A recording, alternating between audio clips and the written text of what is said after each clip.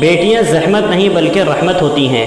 हज़रत आयशा रज़ियल्लाहु ताला अन्हा बयान करती हैं कि एक खातून उनके पास आईं और उसके साथ उनकी दो बेटियां थीं। चुनांचे उसने हज़रत आयशा रज़ियल्लाहु ताला अन्हा से कुछ मांगा। हज़रत आयशा रज़ियल्लाहु ताला अन्हा के पास सिवाय एक खजूर के और कुछ नहीं था। चुनांचे वो खजूर हज़रत आयशा ने उस खातून को दे दिया। उस खातून ने उस खजूर को अपनी दोनों बेटियों के दरमियान तकसीम कर दिया और ख़ुद न खाया और उठी और वापस चली गई।